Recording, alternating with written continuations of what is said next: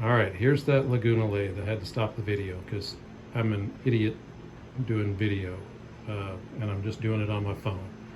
But as you can see, I went with the Laguna 1524 because I have space limitations. My little 12 by 36 shop, or 12 by 16 shed, ran around, that's all the room I have.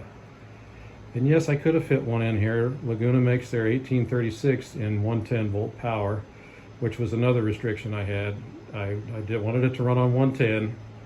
I know if you can get 220, you can get the 2-horse motor, but I didn't want that, and I also didn't want the bigger lathe. I didn't feel like I needed the 18-inch swing. This has a 15 3/4 swing, which is more than enough, and I can also get an extension. It's on right down there. You can see the two mounting locations. That's the lower and that's the upper. It'll bolt on down there, and it'll give me like 20 inches of swing. It also gives an extension for the banjo post to raise the tool rest up. Overall, I am super happy with this lathe. Its power is plenty for what I do. You can see I've had it long enough. I've had it a few months now. I've already started to get a few stains on the bed, but it's just a super slick lathe. It's 3-speed. You can see there's the pulleys in there. I'm on the middle pulley, so I've got the middle pulley's like 300 and something RPMs to 2400, which is the bulk of all my turning, but I can drop it down to the low speed if I'm doing a real heavy piece, a real heavy blank, and the low speed is like 50 to 500 or something.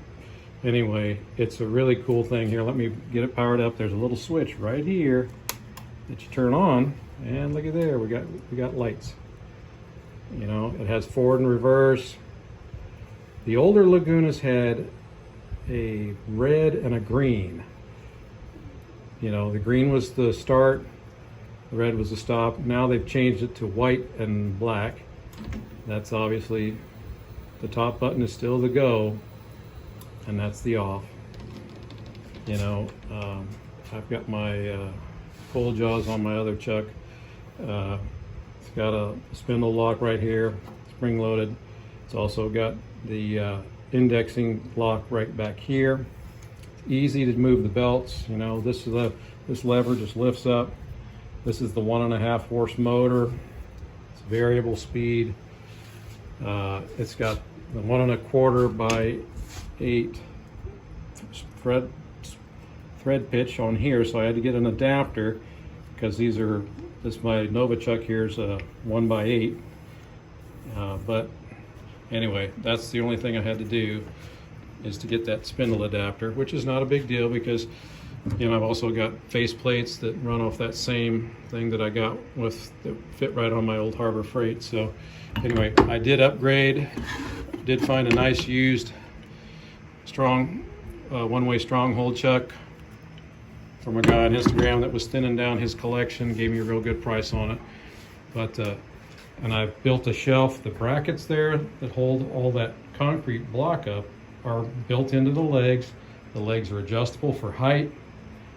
I put all that concrete on there, and it adds about, I don't know how much, but as you can see, I can't move that lathe. Of course, the banjo's moving, or the tailstock. Tailstock has storage for the live center and the drive center. Another cool feature that Laguna has is you can adjust your spindle so that your live center and your drive center, you know, line up perfectly. I haven't done that yet, but because I mostly do bowls, so everything's just hooked on back here.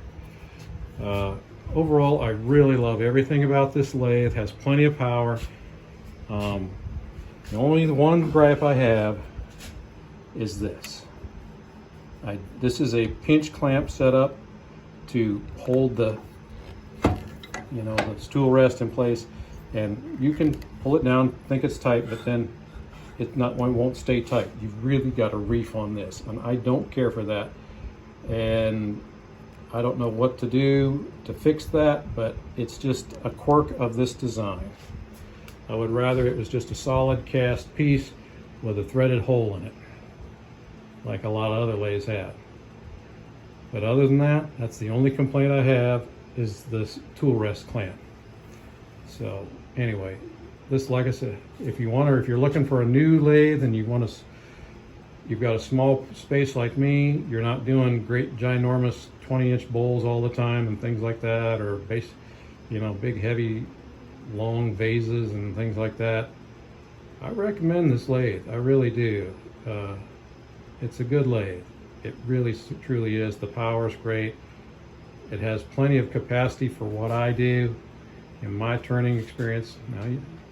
It's not one that you see as often as the others. And if you're wondering, what did you pay for this, Stuart? Well, I bought it at Woodcraft in West Atlanta Woodcraft. They're off I-20 in the Atlanta metro area, if you know where Atlanta, Georgia is.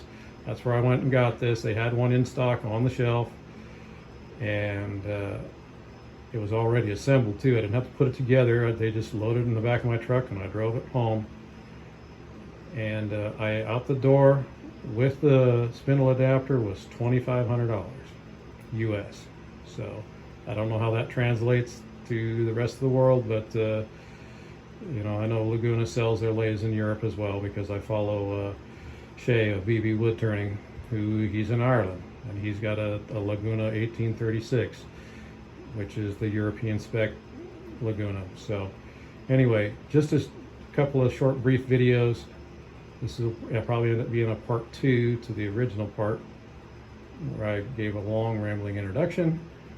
But thanks for watching. This is the Laguna Revo 1524 lathe review. Bye.